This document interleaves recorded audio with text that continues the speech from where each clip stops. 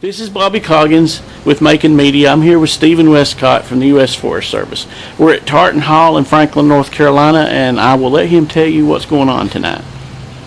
Well, we have the first of two meetings that are the second round of meetings as part of the plan revision process, and we're revising the management plan for the Nantahala and Pisgah National Forests. The management plan was first developed in 1987. Major revisions were made in the mid-90s, and now it's time to revise the management plan. The revision process will take about 3 years, and when we're done, we'll have a plan that hopefully will be good for the land and also good for the people who enjoy the public lands. After all, these are public lands, and we want people to come out and participate in the meetings, provide their input. These are not our lands, but public lands, and that's why we're engaging in this collaborative process. But the plan revision process will take about 3 years, and then once we have a plan in place, then the revised plan will then be in place for about 15 years before it needs to be revised again. So, but we really encourage people to come on out to the meetings, to get involved, and to help us. Again, these are public lands, national forests. These are the people's lands. We want them to come out, be engaged, and to participate. So, all right. Thank you very much. Thank you all for coming. Please find a seat. If I could have Kristen and the Ranger and Tina and Lauren and Mike just kind of over here, just so people can see where you are at. My name is Ruth Berner. Wrote it down in case I forgot. I'm the planner leading the Nantahala and Pisgah National Forest Plan Revision process. We also have with us the Forest Supervisor, Kristen Bale. We have our Acting Deputy Forest Supervisor, Tina Tilley. You want to wave your hand or something? We have our two Nantahala Rangers, Lauren Stahl and Mike Wilkins.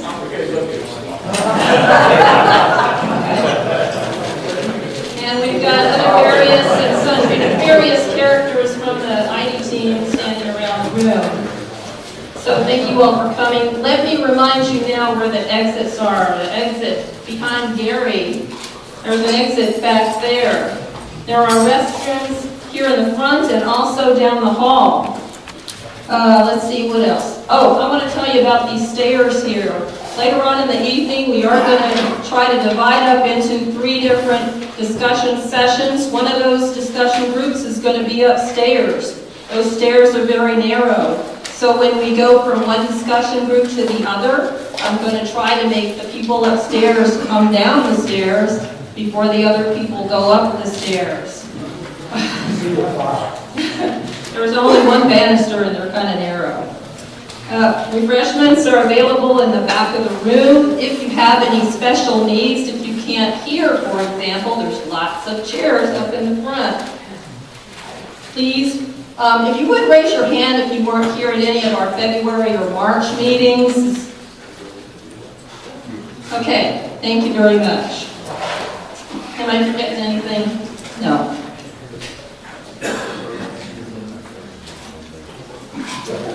Gordon. All right, now we'll see if the clicker works. Okay, we are still in phase 1 of the plan revision process. This is a different plan revision process from what we've used in the past. This one starts with what's called an assessment phase. We're not even talking about what we're going to have in the revised plan yet. We're just talking about what the existing condition is out there on the landscape.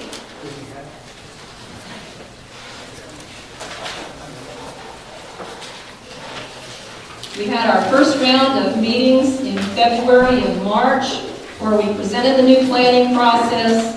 We gave a refresher on the 1987 plan, which is the one we're still using. It was originally written in 1987, updated in 1994 a bit. We talked about the benefits of the national forest. That's one of the assessment items that we have to discuss in our assessment report, and we wanted to get the public involved in trying to help us identify the most important benefits from the national forests. We also had a poster session where we presented some information on many of the assessment items. The assessment items are listed in your packet of information, along with some additional questions that we're going to answer about each of the assessment items. We have a timeline for you that's in your packet of information. We're still early in the process. We're in the very, very first box on this timeline where we're assessing the existing condition of the national forest. We talked about how the current plan is structured around the concept of management areas, each management area having a different mix of uses and benefits and aesthetics and that kind of thing. We have summaries of each of the management areas in your handout. We also have the management area maps up here, the one that's displayed with, you see the green and the pink and the beige. That's for the Nantahala National Forest. If you want to take a closer look at how the management areas lay on the landscape. Underneath that one, we also have the Pisgah here, but since we're on the Nantahala is on the top. The other map that you see over there is the 18 counties in western North Carolina that have some National Forest System land. And on that map, you'll also see the size of each of those counties, the amount of national forest land in each of those counties, and the amount of other forest, because most of the forest in western North Carolina is not national forest. We had a discussion of benefits in small groups. And then we had the poster session where people were allowed to write little sticky notes about anything they wanted to about the different topic areas in the assessment. We got a lot of good information from that. In fact, I've got some stacks back here. Most of you may have picked up one of the stacks of all the comments that we received during the poster session. We'll talk just a little bit more about those. So what did we hear in our first round of public meetings? Mostly we heard what people wanted in the revised plan. We are already getting a lot of ideas about what people will be looking for in that revised plan, even though we're still just in the assessment phase. We did get a lot of ideas about what should go in the assessment report. We also got some questions and some observations from people. And everything that we got from those public meetings, all the comments on the posters are in that big 39-page handout back there. If you really want 39 pages to look through, you're welcome to take one. Now, the comments that we got online, we have all printed out also. They're not as well organized as the comments we got at the public meetings, but they're back there, just one copy in a notebook. We didn't make copies for everybody because there's lots of pages and pages. But we'll have that available, and eventually that will be posted online. So some of those handouts, again, that are at the table back here, we do have a summary report of the first round of public meetings. That is posted online. If you have access to our website, you can read the summary report there. You don't necessarily need to pick one up and take it home with you. That's up to you. And then that's that thing right there. The next thing is the document that has 39 pages of comments we got at the poster session during the first round. And then there you see the different notebooks of comments we got on the assessment and the need for change, emails that we got from a variety of sources about the benefits questions that we asked at the first round of public meetings. We got a lot of emails from people after that. And then as we get comments from government entities, we will also have them available to read. So far we've only gotten one, but it is back there in a notebook as well. If you go on our website, you can go to our Plan Revision website and see every comment that was made about the benefits questions at our first round of public meetings. And all of the information about future meetings, what's going to be discussed, and where we are in the process will be posted on our website. And so I hope that most of you will have access to that. If you want to get some more information, again, about how our current plan has been operating, you can look on our main website and go to the planning page and look for our monitoring and evaluation reports. We have 12 years of monitoring and evaluation reports posted there. So, that's what we did before. Now we're going to talk about what we're going to do tonight. We decided that we needed to focus on a few topic areas that were of very high interest to the people who attended our February and March meetings and to some of the comments we got from our emails. What we want to do is try to build a common awareness of the current, what's in the current plan on those topic areas, the direction that we have. We're also going to talk about some terms to make sure everybody's using the same words. We also want to build an understanding among all of us about the range of opinions out there about those topics. That will help us a lot as we move down the road with this plan revision process. As always, it's always a challenge for us to try to find enough time to talk about everything we want to talk about. We know we don't have enough time to talk about what we need to talk about tonight, but we picked 3 topics that were the highest priority, it seemed, for people from the first round. And, you know, as we go through this, we'll just do the best we can to try to have conversations with you about what seems to be the most important at any point in time. It's not going to be perfect. Let's talk about what's in your folders. We put a copy of the draft revision timeline. On the back of that is a screenshot from our website, so you got the plan revision. Once again, we have a summary of the management area descriptions and also a sample management area map. Like I said, you can take a look up here if you want to see any particular area, how it's being managed currently. And all this stuff is also online on our website, the entire maps. We have a draft assessment outline. I'm not going to call it a table of contents. We're kind of fluid right now, but what we think will be in the assessment report, and it is organized around the questions we intend to answer for each of the assessment items. We also have the information sessions that we're going to have later, the discussion sessions. There's also some information there and the presentations that we'll be having on the different topic areas. Like I said, you have some optional handouts, which are the poster responses, the summary of the meetings. We also have Susan's handouts. Where are Susan's handouts? Where's Susan? Where are your handouts, Susan? Where are yours? Oh, your handouts are in the rec room. Susan, there were some questions that people had about allowable uses, certain topic areas, which were rock counting, geocaching, dogs, and metal detecting. So she put that information together, and if you have questions on those particular topics like that we got at the first round of meetings, she's got some handouts for you in the recreation room. So phase 1, looking at the existing condition, kind of taking what we say is the 30,000 foot view. Here we are in Franklin. And once again, these are national forests that are managed for multiple uses and sustain yield and lots of different uses that we manage for.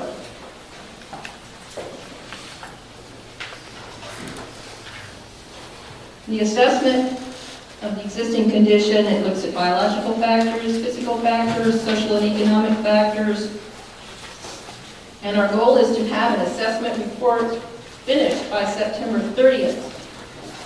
So come June the 3rd, the interdisciplinary team is working on the assessment, is going to start writing that report. And we'll see how long it takes us.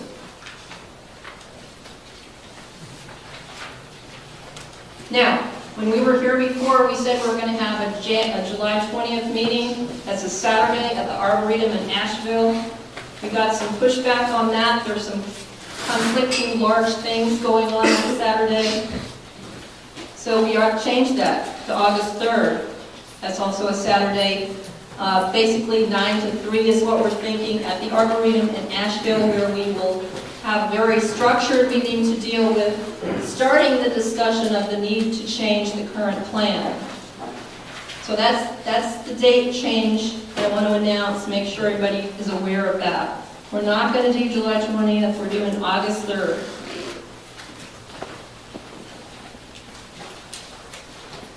So tonight builds on what we heard at the first round of meetings. One of the very, very big topics that we heard a lot about was wildlife habitat, especially early successional habitat. Got a lot of comments about that. We got a lot of recreation-related comments and access-related comments. And we got a lot of comments both at the meetings and also in our emails about the designated areas. So those are the three topics that we decided we wanted to spend a little bit more time on this evening. So the first half of the meeting will be presentations. After I get done, we're going to ask the wildlife people to give a presentation, then the rec people, and then our person who is in charge of the designated areas item in the assessment report. So 20 minutes each. The objective is to increase the awareness of what is in the current plan regarding these topics, as well as define some terms so that we get ready when we move into the need for change. The second half of the meeting, we're going to divide up and have some discussions. There are some discussion trigger questions, plus there'll be time for questions on each of the three topics. The designated areas people are going to be in rooms upstairs, wildlife will be here, and recreation will be in another fairly good-sized room down the hall. And we're going to ask people to rotate 25 minutes in each of those discussion groups. That's why you got dots, if you haven't figured that out yet. The objective is to increase the awareness, everyone's awareness of the range of opinions and ideas regarding these topic areas. And even if you're not really interested in one of these topics, you might want to go to the discussion anyway, because they're all going to be related when we get to developing a new plan, and what happens in one topic area may affect your particular interest. Now, if you just really don't want to go to one of the sessions, there will be some of our senior staff at a room down at the end of the hall if you have particular things you want to ask about. So that is an option for you. We encourage you, though, to go to the three breakout sessions, because that's where you're really going to be learning most about what other people are thinking.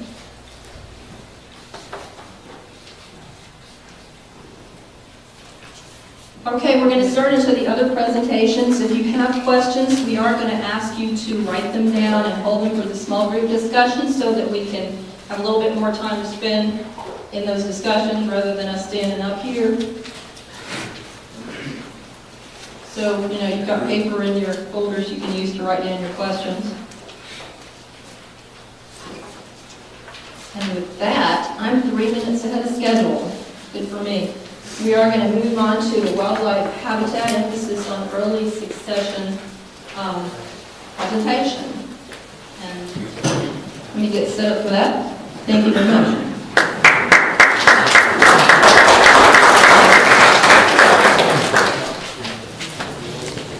One thing while Ruth is bringing up the next PowerPoint, if each of you guys got a folder when you checked in tonight, and on the front of that folder there's a series of 3 dots. So we're going to start at the top, and when we break into the small groups after you listen to the presentations, we're going to start at the top and work down. If your top dot is green, you're going to stay in here to talk about wildlife habitats. If your top dot is yellow, you are going to move down this hall and take a right to talk about recreation and access. If your top dot, do I need that microphone? I didn't think so. If your top dot is blue, then you are going to go upstairs, and that room is actually a split room to talk about designated areas. We'll rotate every 25 minutes. We'll start at the top of the bar. Simple, right?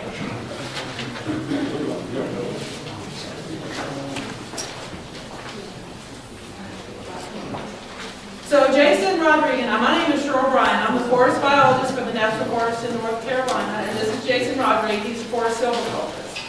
And since you can't really separate the forest from the critters themselves, we're both going to work with you tonight and talk about wildlife habitat. By far, the biggest question we got in the comments from you guys in the first round had to do with more early successional habitat, less early successional habitat. The word early successional habitat, I think if we start looking at some of the word clouds that maybe in some of your handouts that Heather created, you're going to see hunting, habitat, wildlife. It comes from you guys telling us how important it is to talk about this.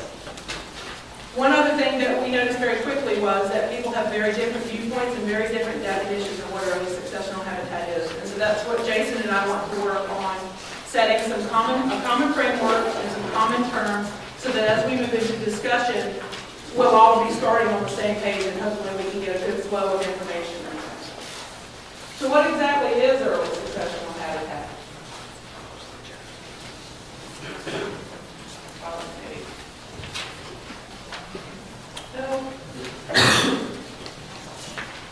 Technically, it's a term used to define the ecological process based in part on secondary succession of abandoned farm fields. And that goes back, you've probably heard the term old field succession. And stuff like that. It has to do with the disturbance-related change in the vegetation. So the forest starts younger, and as it grows older, we'll move through different stages of succession. We did come across a very interesting survey done by the Northeast Association of Fish and Wildlife Agencies that was really talking to the public about just what we're talking about tonight, people's varied viewpoints and definitions of what early successional habitat is. And what they found was that most people identify with the term, it's easier to find common ground in those definitions. So we're going to use all of these terms tonight.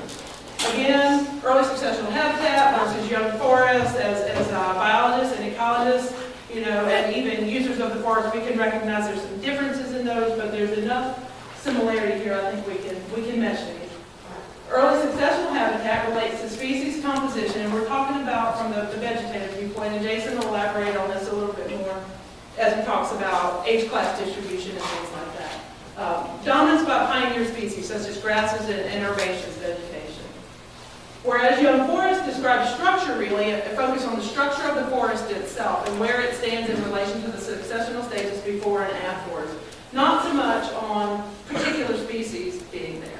You can have a young forest that has mid and later successional species present as well, not just the pioneer species that define early successional habitat.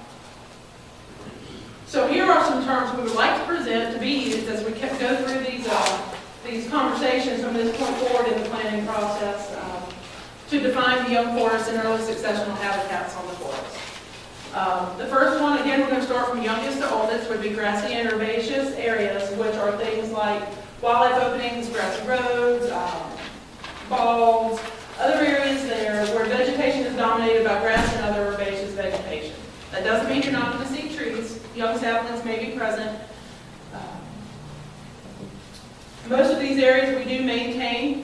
When you have a disturbance, it's a reset mechanism, and so time doesn't stop just because we had a disturbance. There are some of those areas on the forest that we maintain intentionally to keep that component in the ecosystem, because left alone, grassy and herbaceous areas following a natural disturbance are really very ephemeral. They often last less than a year. So really, when Jason starts talking about age class distribution, this is really kind of the 0 to 1 age class, the very first stages after a disturbance. And then we have the scrub-shrub stage that follows vegetation management, intense wildfire, any other kind of natural disturbance that you can think of, where the vegetation is dominated by shrubs, brush, and very young trees. You start to see the forest really starting to form in this stage. But again, these areas are ephemeral. Time doesn't stop after a disturbance just because we want to maintain these components in the ecosystem. And again, young trees, again, following vegetation management or wildfire or another disturbance, you start to lose your shrubby stage, the mid-story and the dominating shrubs start to kind of lose their effect, and you move towards canopy closure, but you're not quite there yet. The forest is still young. We will try to hit on older forests and mature forests, but like Ruth alluded to, time is probably not going to be our friend in these discussions tonight. So what exactly do these areas look like? Grassy and herbaceous areas, this is a picture of an area that is actually maintained by the Wildlife Resources Commission in this mix of grass and young forest and there's some middle-aged forest in there as well. You'll see it dominated by species like field sparrows, grasshoppers. There's usually pretty high insect diversity. They're used by lots and lots of things for foraging, nesting cover, things like that. Places like this we actually do maintain. We don't want to lose this kind of habitat on the landscape. Into shrub scrub, you start to see that's the gnarly kind of woods that really aren't so much fun to walk through. They're dominated by lots of things like briars and locusts with pretty bark and stuff like that. Again, really good cover for species that really need to be able to escape predators pretty quickly, like Appalachian cottontails and northern bobwhite.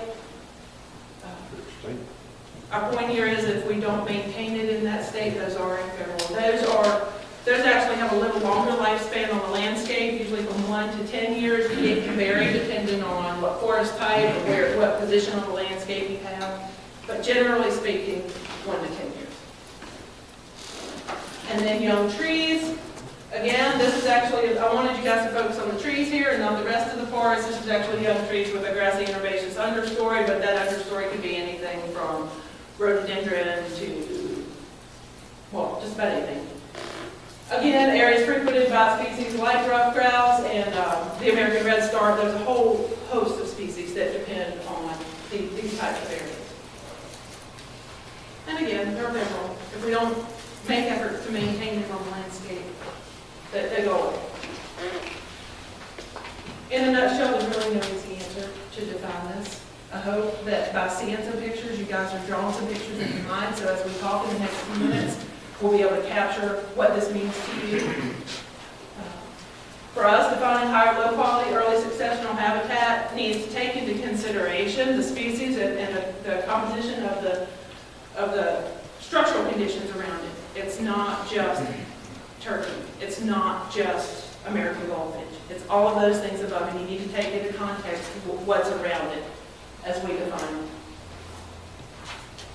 And then again, most effective conservation should be focused on the entire community. We're not going to do a very good job managing this forest for the people of this country if we just focus on one species or another. We need to take into account the community dynamics, because as Hunter et al. Stated in their paper, which is really good, I wish I had room for more, was that all species that are disturbance dependent are actually dependent on all parts of that ecosystem, not just one part. Like Ruth said, too, everything's connected. There's Jason, because this is his class, and that's how I find out. Well, one of the biggest things, my biggest concern for tonight was to make sure you guys can see the data. I'm going to be presenting several slides of data. The good thing is that you can't see it from where you are sitting in the room. It's on the handout that we have for this particular wildlife discussion. All of it's on there. So you can either refer to it there, or we can talk about it later in the discussion. But those of you who were at the first meeting, would have noticed a similarity between this chart and the chart that was on one of the posters. This is the age class distribution for the entire forest, and it's broken up into 10-year age class increments. This is a very pure forestry management assessment of the age classes in the forest. And so I just wanted to bring your attention for this meeting and this discussion to that the small round at the beginning of the age class distribution. That's the 1 to 10 age class and the permanent openings, which account for about 1.5% of the overall National Forest land base. With some of the comments we got, and we want more information, we want more details. So our ecologist Gary and I got together and we started talking about the ecological communities present on the landscape. This is very dry and a basic look. So we started thinking, well, let's put this into the communities that we all are working in out there. So we got some. Let me make sure I got it. All right, so we broke it out into ecozones, which is a term that some of you may be familiar with, some of you maybe not, but it's basically, the ecozone is a community on the landscape, and it's kind of described as the age class is described as a structure. They work together, so that a young forest structure in a spruce fir ecozone is maybe a different time period than the young forest structure in the shortleaf pine oak. And so this is the 11 communities, or ecozones that we grouped our communities into and decided to portray here. And also the highlighted column is the young forest. So the same type, the same general categories, but again, 1 to 10 doesn't capture all that's present in those different communities in the young forest composition. So people in the back probably can't see the acres or the percentages up there, but they all range between 3% for alluvial and riparian forests, down to pretty much 0 in the acidic cove, and that's a function of the amount of acres of the community that's present in the national forests. But also take a look at your handout, because those numbers are on that handout as well. So Ruth wanted us to take a look at the forest plan, our current forest plan, to see what kind of guidance we had for the age class distributions, or the amount of work that we're going to do in different management areas on the forest. So our current forest plan gives us guidance as far as early age class creation in our suitable land base. And so the management areas listed across the bottom here are areas that we're actively managing for timber objectives. And so we have an early age class goal that we're trying to manage toward. That doesn't mean that we'll necessarily be there at the end of any particular planning cycle, but that's the direction that we're trying to head. And the solid bars are according to our data that we have right now, that's where we stand at this point in time. The brackets, or the top lines with the arrows down, those indicate the range that the forest plan was saying that we should be shooting for as we manage into the future.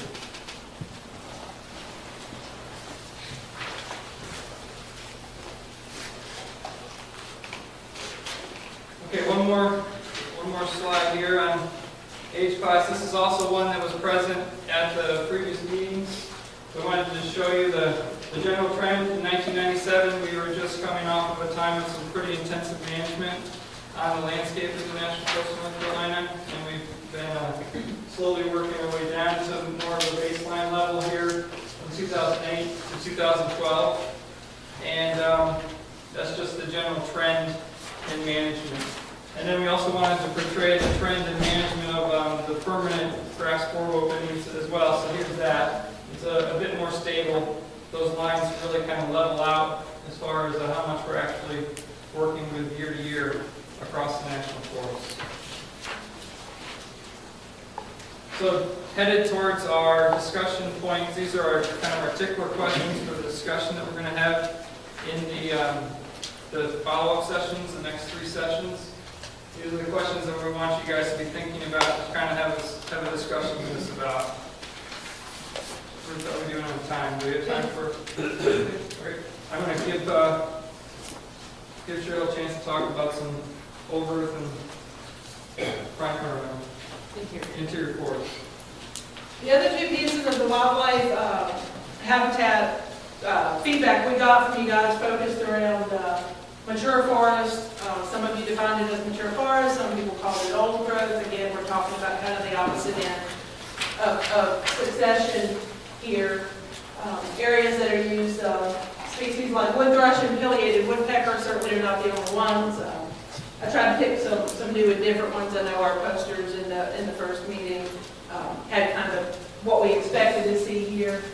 But what we'd like to talk about tonight in our discussion, if we have time, is that these habitats developed with younger habitats are not perpetuated. Remember, just because we have a disturbance, time doesn't stop at this point. So as succession proceeds across the landscape, our forests mature with that. They are generally, not always, but generally less diverse than younger forests, but are extremely critical to landscape diversity. So again, they're not as diverse as some of those other habitats as a whole, but when you back out to the landscape perspective, you've got to have that piece present in the landscape to maximize your ecological diversity. A lot of times in the current forest plan, most of the time in fact, these areas are designated and are managed for mature forest conditions. They're designated old growth or designated wilderness areas, things like that. And probably the third topic we heard the most about was interior forests. And to be honest with you guys, tonight we're still trying to define what interior forest means.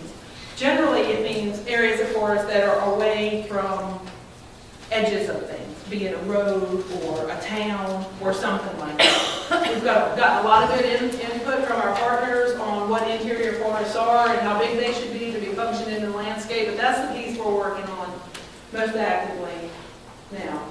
Interior forests, you will see some species here that we know are intolerant of a lot of disturbance, like swirling warblers and blackbird. This type of forest right now, like I said, this is in its infancy compared to what we've done for the young forest and the old forest so far, but we know that interior forests do occur across all forest types and ages and are critical for disturbance intolerant species. The amount probably stays relatively stable across the landscape and across time, but its condition is dynamic, again, because of where it lies in the landscape. Like mature forests, these forests tend to be less diverse than other areas, but again are critical when you back it out to that next level of talking about diversity on the landscape. Very vulnerable to fragmentation.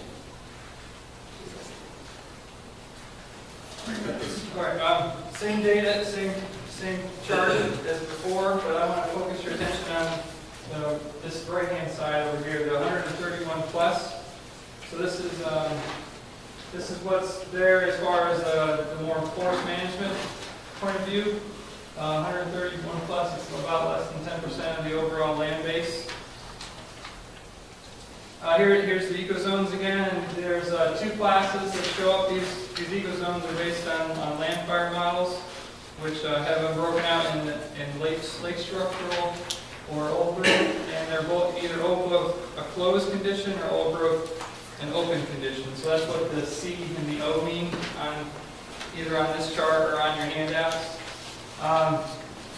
Still similar, there's a range of ages. Again, the alluvial riparian ecozone is 31% of it's in the, I'm sorry, look at the wrong column, it's in no data. 31% is in no data. So it's still pretty small. The shortleaf pine oak has an 11% open, and 14% is the highest in this old growth category as far as the ecozone is concerned for pine oak heath. We're going to have more discussion about this in the meeting, or in the follow-up discussion. I just wanted to show you real quick. This is out of the forest plan, bring us back to our current forest plan. Old growth, there is some guidance in there. It was divided up into 3 sizes and 3 scales. So size, area in the landscape, and then scales, where you're going to assess it across the landscape, small, medium, and large patches. And managed for existing old growth character or species diversity, community location on the landscape, and other objectives. And then they say, it says vegetative manipulation is allowed for enhancing characteristics, and those are the old growth characteristics, those things that you're looking for in an old growth community. And as far as particular communities, so going to our ecozones, the fourth plan doesn't really speak very much to community, but we have some regional level guidance from 1997, so I wanted to put that up there. That gives us information on kind of particular communities and the old growth characteristics within those. And I think that's it. There's particular questions. They're the same ones as young forest, but they're going to be, you're going to think about it from the other end of the spectrum now. So we're going to have 2 different conversations when we have that discussion.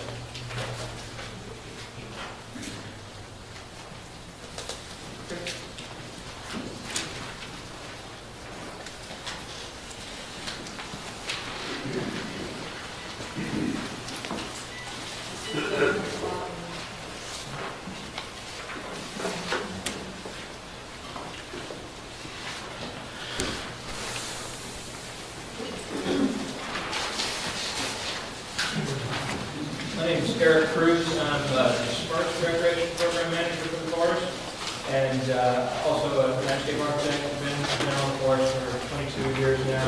I'm going to talk to you a little bit about scenery, recreation settings, access, and scenery. First, we'll talk about recreation settings.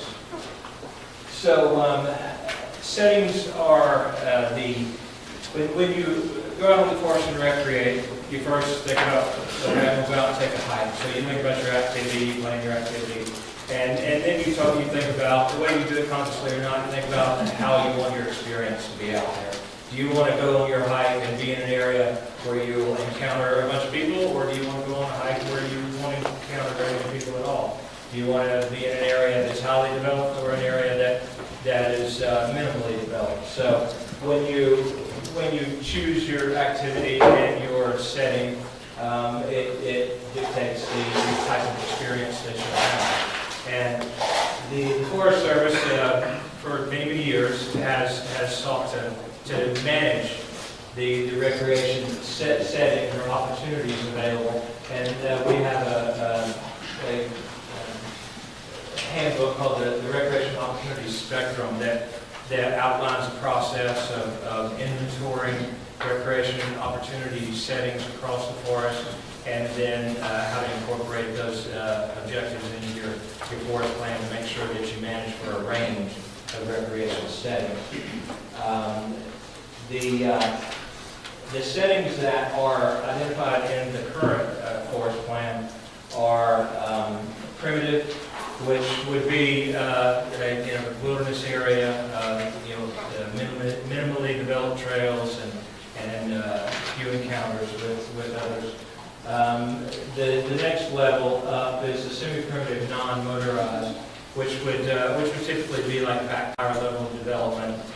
You may run into a few more people out there. And then the next level is roaded natural, and the plan breaks that out into two different categories based on motorized and non-motorized recreation opportunities.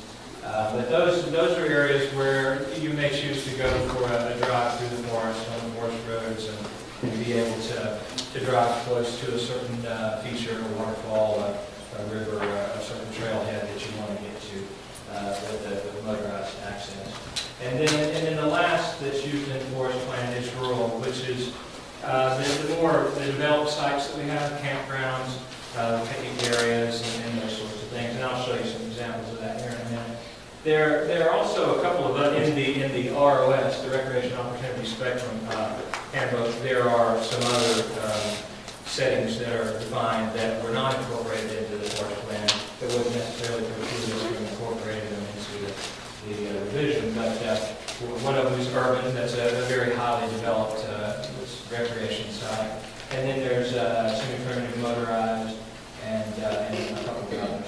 Now, for the specific definitions of these, the yellow sheets that are in your handout folder has the specifics. So, and that's going to be true for each of these three areas: the ROS, the access instinct, and the yellow sheets, where you want to look. So, get back to these settings and the characteristics of these settings. I've got example slides here for both extremes of the spectrum. So for a primitive or semi-primitive experience, whatever your activity, whether it's hiking or boating or backpacking, hunting, whatever your activity rather that you want to participate in a primitive or semi-primitive setting, it's going to have a few or no roads. Your encounters with others is going to be minimal.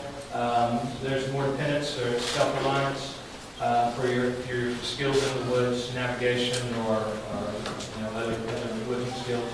And then it'll be minimally developed or no facilities. And in most cases, there are none. Yeah, this example here is it's AT shelter. But again, these are going to be areas of wilderness areas, backcountry areas, and rodents areas, those sorts of things. On the other end of the spectrum, the rural setting is the more highly developed areas. So the example, you're going to see more roads. You're going to have more encounters with people, highly developed facilities and higher maintenance levels of those facilities, and then less need for self-reliance. And the examples you see here are, swimming areas with lifeguards and developed beaches and then campgrounds and picnic areas, amphitheaters, those sorts of things. So that's your rural. And some of these might verge on the urban, depending on the level of development. The next topic that we're going to talk about is access.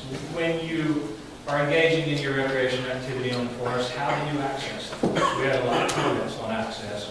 And so there's a lot of different means to access the forest, so I just wanted to talk about a few of those here. So as a team, we got together and talked about the various ways that users may access the forest. And the ones that we came up with for the purpose of this discussion are overland, meaning not using any trails, just across the cross-country through the forest. Non-motorized national forest system trails, motorized national forest system trails, open national forest system roads and state roads, or federal highways, maintained state roads, and gated national forest system roads. So as you're engaging in these various activities, you're going to use one of these methods of access to get to the location where you want to be. So we developed this little chart to sort of guide you on how you, for these various activities, how you can participate in those activities with these different methods of access. So for example, a hiker, backpacker, pedestrian, you can hike anywhere in the forest except for, there are some administrative sites that are off limits, but such as communication sites and other administrative sites. But you can hike anywhere in the forest. You don't have to hike along the trails. The non-motorized trail system, the motorized trail system, the roads, the gated roads, you can pretty much access the forest on foot anywhere. As far as bicycles, overland travel for bicycles is discouraged because of the potential resource damage.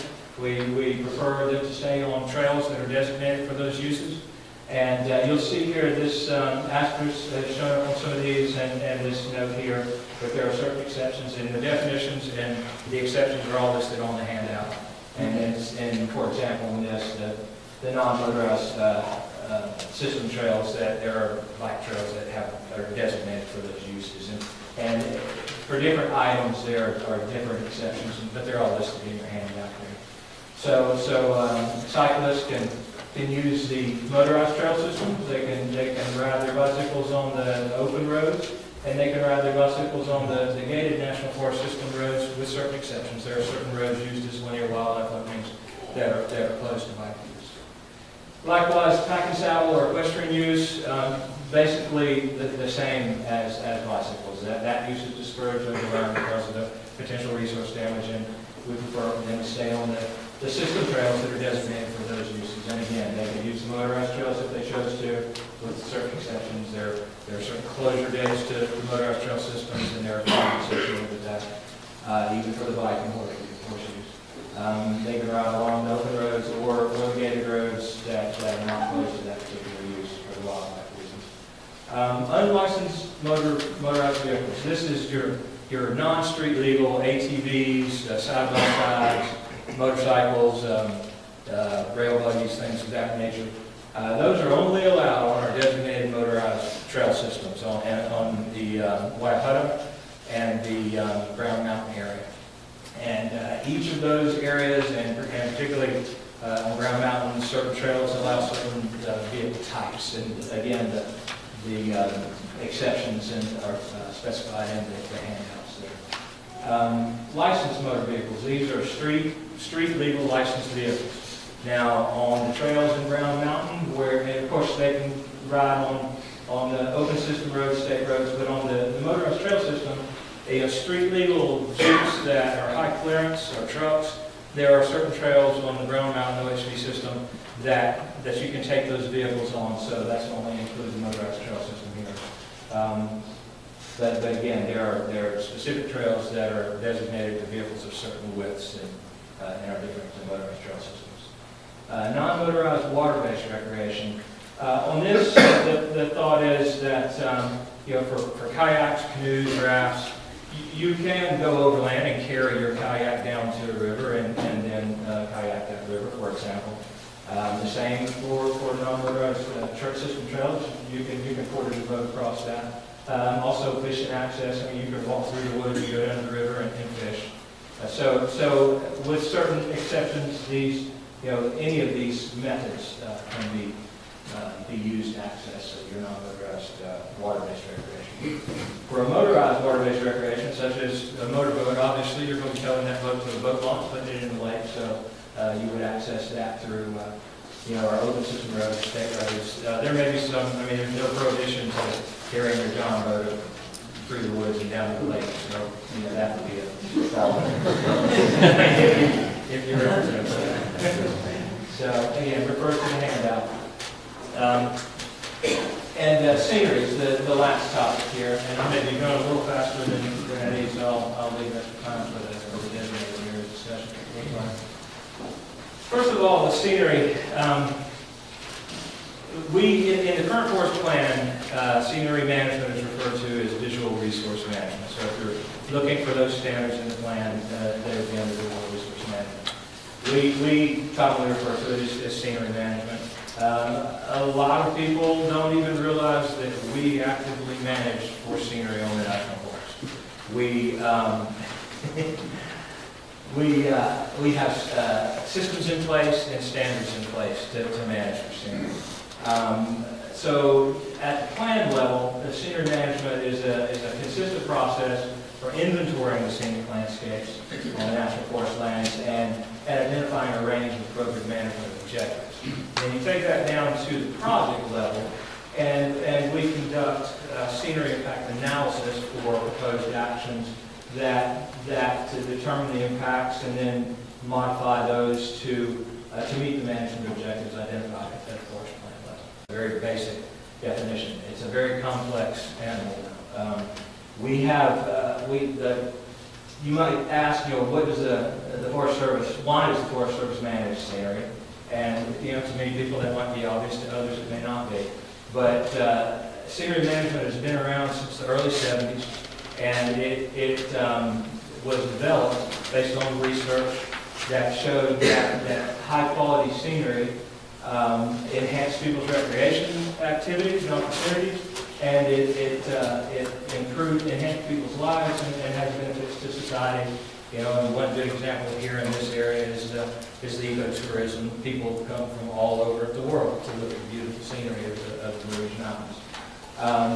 In a National District Use Monitoring that's been conducted in 2 rounds on this forest and is currently being done again, we have consistently found that at least 55% of all forest visitors are engaging in viewing scenery as part of their recreation activities on the forest. And so the direction that we have to manage scenery, the first scenery manual is an Agricultural Handbook 462, the Visual Management System, was published in 1974 and was replaced in 1995 by the current system, which I'll talk about in a minute. This visual management system is the system that is used in our current forest plan. As we go through the revision, we'll update it to the scenery management system, which is this next item. In December of 1995, a new handbook was published and adopted. It was on the agency, Handbook 701, Landscape Aesthetics and Handbook for Scenery Management. And so in those handbooks, we are directed to inventory and manage the scenery on the national forest lands. In addition, the National Environmental Policy Act requires that integrated analysis, including environmental design arts, be part of national forest management. And the National Forest Management Act directs that we follow the National Environmental Policy Act. So at many levels, we are required to manage scenery on the national forest lands. How is scenery and visual resource management incorporated into the current land management plan? I spoke to that a little bit a minute ago, but at the time of the current plan, the development of the current plan, a scenery inventory was conducted across the entire Nantahala National Forest, and it used the process that is described in the visual management system. In that process, 3 components are considered, and this is a common theme in any scenery management system, whether it's a BLM. Many states have their own scenery management systems, but these 3 components are the ones that are used commonly throughout the systems. In the visual management system, it refers to variety class, which is the scenic value of the landscape. If the landscape has high value or high potential for scenic quality, then it ranks higher than one that is a more common type of landscape. Such as you have very unusual and scenic geologic features, botanical features, that may rank very high. If you have a very common landscape, of course there's many acres across your national forest, it might rank lower in the variety class. The sensitivity level is the viewer concern. Being the recreation users out there on the forest, if you're up on the Blue Ridge Parkway or hiking the Appalachian Trail, the sensitivity level or concern level of those users is going to be greater than of a user just in a back road on a National Forest System road somewhere, because the more of the users that are on the Appalachian Trail or on the Blue Ridge Parkway, for example, have a higher concern for scenery. Therefore, it ranks higher in the sensitivity level. There's 3 different levels of sensitivity, 1, 2, and 3. And again, those definitions are on the yellow pages in your handout there. The other component is distance zone or viewing distance. The closer you are to a management activity, whether it be a highway, a communications tower, a timber sale or whatever, the closer you are to it, obviously, the more you're going to perceive any changes as compared to the adjacent landscape, the adjacent unmodified landscape. So the viewing distances are established in 3 different ranges: the foreground, the middle ground, and the background. And those breaks in those ranges are in the definitions in your handout as well. Oh, gosh, okay. So anyway, so these 3 components are combined to come up with visual quality objectives. The visual quality objectives are the objectives that are in the land management plan, and there's a range of them that are all defined in the plan. They are the terms are preservation, retention, partial retention, and modification. And we'll talk about that a little bit more in our discussion. In a project level scenery analysis, we review the proposed action and other resource objectives. There's GIS analysis involved, field reconnaissance, GPS and photographing. In some cases, we do computer simulations to show what the activity is going to look like, and then make a determination of whether we meet those visual quality objectives or not, and then work with interdisciplinary team to design a project that will meet the objectives, as well as other resource objectives. And so it's an integrated process with the whole interdisciplinary team. Just as examples, I want to show some. This is some basic GIS analysis of the one on the left. The different colors represent various viewer sensitivity levels and distance zones, and viewpoint analysis, and then 3D terrain modeling analysis here, proposed timber sale, and then some mapping and viewpoint analysis on the other one. These are some computer simulations that I've done for various projects across the forest. Couple of the one on the top and the left were for timber sales. The one on the right is a proposed highway near Robbinsville that has not been built yet. It's visible from the Appalachian Trail. These other 2, this one's on the lower left is visible from the Ridge Parkway, and the other one from a highly visited area. So in our discussion, we're going to have a little activity. So from the information I've presented here, the preferences that you have in your recreation activities and how you'll access them, we're going to discuss that. And we're going to answer these 3 questions: what is the appropriate range of settings, the mode of access, and the interest you have in scenery while you're engaging in those activities. So we'll pick that up in the discussion. Thank you.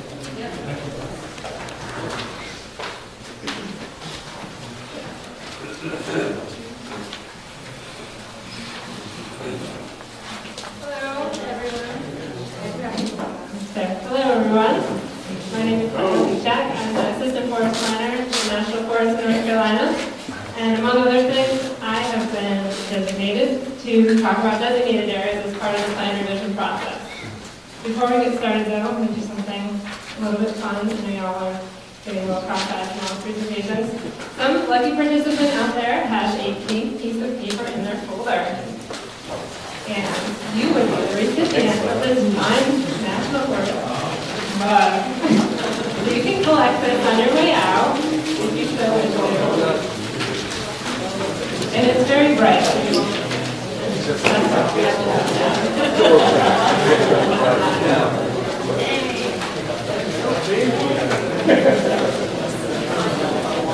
Somebody has it. Sorry about the temperature. What does it mean to be a designated area? So just so that we're all on the same page with what we're talking about. In the context of forest plan land management, designated areas are defined as an area or feature that's identified and managed to maintain its unique, special characteristic or character or purpose.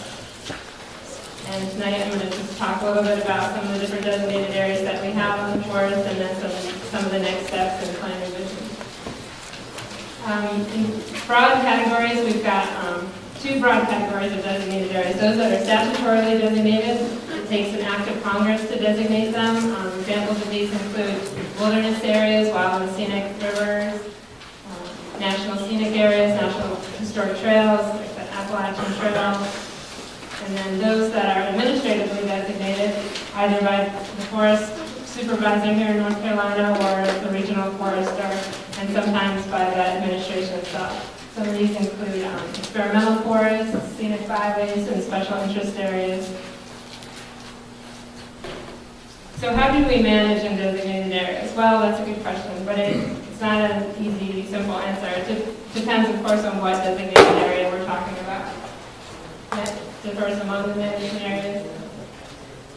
Many designated areas have their own management area designation in the current forest plan. Like Wilderness has its own management area that is also compliant with the Wilderness Act and all the regulations set forth in that. Some of the other areas like Roan Mountain and experimental forest, they have specific management area direction with standards and guidelines in our forest plan. And some other areas are managed in accordance with specific national regulations. They're not stuff that we specifically determined in our forest plan, though they may be included in our forest plan. Some examples of this include national historic trails, critical habitat for federally listed species. So, for example, we don't have a management area for critical habitat for federal listed species like threatened and endangered species, but we still have an obligation to manage specifically for them under the Endangered Species Act. So I'm just going to go ahead and go through some of the designated areas that we have in the forest, starting off with wilderness areas. They're managed in accordance with the Wilderness Act. We have 6 wilderness areas on the Nantahala and Pisgah National Forest, with over 66,000 acres in western North Carolina. And they are designated as Management Area 7 in our current forest plan. In addition to wilderness areas, we also have wilderness study areas. So Management Area 6 in our plan, and they're managed to maintain wilderness characteristics and attributes. So both of those, both wilderness and wilderness study areas are statutorily designated areas, and we do not have the flexibility to change those in our plan revision. Here's a map of what we have currently for wilderness and wilderness study areas. The light green on the map is the Forest Service ownership, and the dark green are the wilderness areas, and the pinkish color is the study areas. Inventory roadless areas. These are administratively designated areas that are managed in accordance with the 2001 roadless rule. We have 33 areas on the forest with over 150,000 acres. Many of these areas overlap with or are adjacent to existing wilderness areas or wilderness study areas. Inventory roadless areas have very specific management guidelines and have very limited timber cutting and road building. Here's a map of inventory roadless areas, and these are showing up in red where they are in addition to the wilderness or wilderness study areas that are still in the dark green. So special interest areas, this is areas that are managed for unique scenic or rare plant communities or wildlife or geological attributes. These are management area 13 in our current plan. We've got approximately 7,800 acres of special interest areas designated.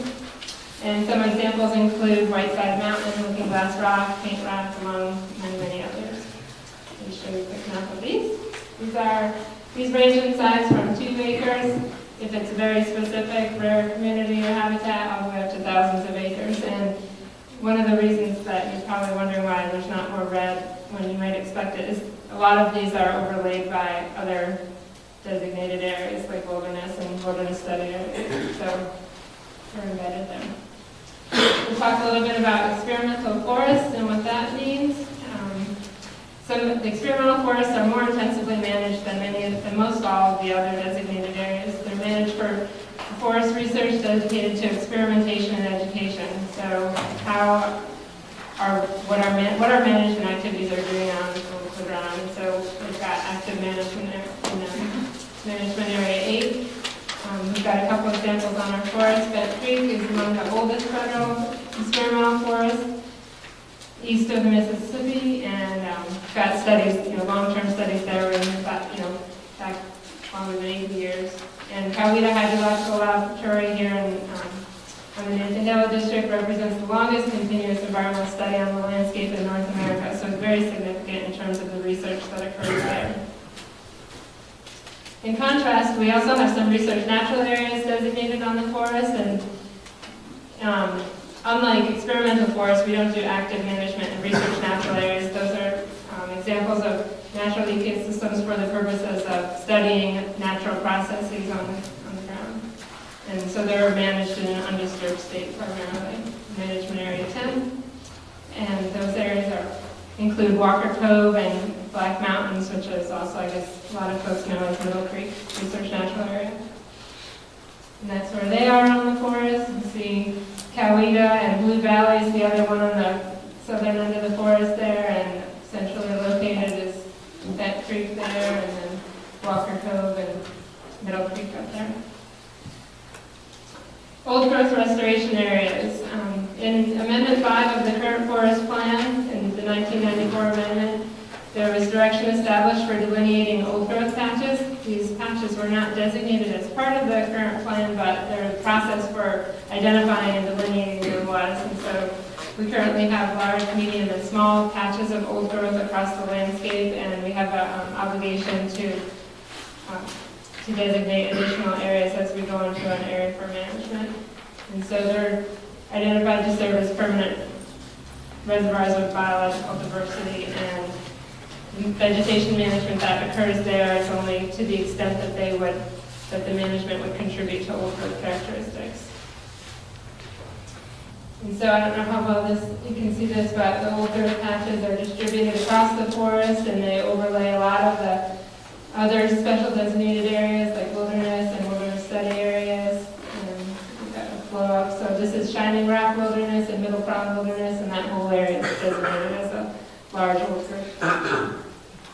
Some of the other designated areas that I'm not talking specifically about tonight include Cradle of Forestry in Brevard, the Appalachian Trail, Wild Scenic Rivers, Roan Mountain, and you can see some of those on this map. The Appalachian Trail lines all the way here, and there's the Cradle of Forestry and Wild Scenic Rivers. So what we're getting ready to do tonight, we're going to start to talk about next steps as far as evaluating potential and need and opportunities for designated areas. And one of the things that we need to do is really talk about developing criteria to evaluate what the need and opportunity is and evaluate the proposals for additional designated areas. And like I mentioned before, a lot of the statutorily designated areas follow national statutes and regulations, and so there's national criteria, like for example, a wilderness area has to meet very specific criteria that we don't have the flexibility to change. However, for administratively designated areas, we have the opportunity to develop some criteria for evaluating those. So like I said, the process for evaluating wilderness areas laid out in the 2012 planning rule and mirrors the evaluation criteria in the Wilderness Act. And we've got some opportunities throughout the plan revision process to work through developing criteria for administratively designated areas. So just a little about process timeline. Where we are right now, we're talking about the assessment and looking at what we've got on the ground currently. I've talked about some of the designated areas that we have in our current forest management plan, and we also recognize other proposed areas that folks have brought forward. And so we've made an obligation that we'll have the assessment report complete in fall of 2013. The assessment, however, does not have a requirement to inventory and evaluate individual land areas for their needs. So that's kind of the next part of the process, where we'll be specifically evaluating proposals for potential designation. And that'll start to happen over the winter and spring, which will then lead into our proposed revised forest plan, hopefully next summer, which will include recommendations for additional designations and alternatives to those recommendations. So what we've heard so far, we've gotten some proposals from different organizations and groups, some more formal than others, but we've heard from Natural Heritage Program about specific areas that they find that are unique in their qualities. We've heard from the Wilderness Society with their Mountain Treasures Report. MAGMA is the Mountain Area Gem and Minerals Association, and have asked that there be areas considered specifically for rock housing. And then the Grandfather National Scenic Area campaign on the Grandfather District. So one of the things that I'm going to talk about when we get into our small discussion groups is looking for representatives from different perspectives and organizations to start to come to a smaller group meetings that will happen probably late summer into the fall, and start talking about specific criteria that we're going to use to evaluate these proposals as we move forward. And the goal of that will be to develop criteria for potential designated areas. This is what I just said. And tonight, the discussion questions, this is just what we'll be talking about tonight upstairs. What attributes, in your opinion, would make an area worthy of designation, and what attributes would make an area not suitable for designation, recognizing that not all parts of the forest are appropriate for a special designation. And that's everything that I have.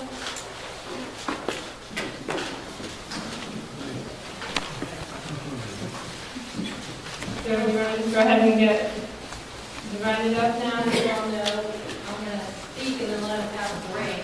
I'll tell them what they have to do at the end of the break, so everybody's sliding out there. Sorry about that. I turn over to the other side.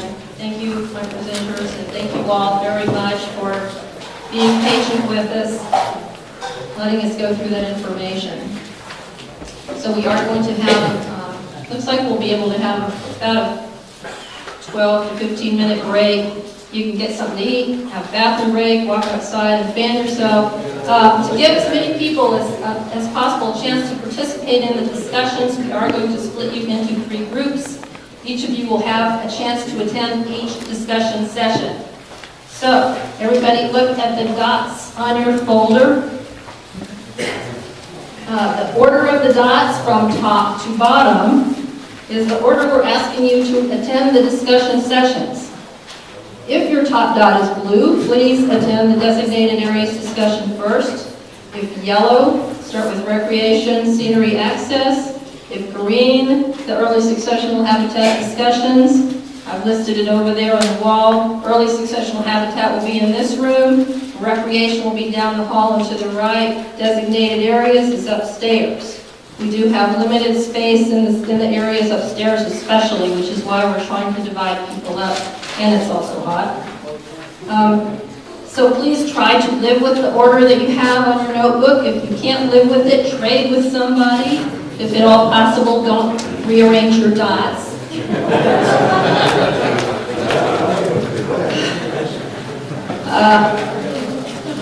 Okay, the other thing I want to say is if you want to sit out a discussion, something you're really not interested in and you don't think it's worth your while, some of our senior staff will be in a room down at the end of the hall if you want to ask us a question about the process or something else peripheral to the discussions tonight. So with that, Let's see. The other, oh yeah, let me remind you again, we're gonna, the designated areas are upstairs, stairwell is narrow, so at the end of each 25-minute discussion session, we're gonna have the people upstairs come down first before the people start going up. Is there anybody that has trouble with stairs? Please see me, and we'll make sure that you have an opportunity to participate in the designated areas discussion somehow. So with that, I will ask you take your break, and then at 7:30, be in your room where you're assigned and your seat. If you have questions, see me or one of the other Forest Service folks. Thank you.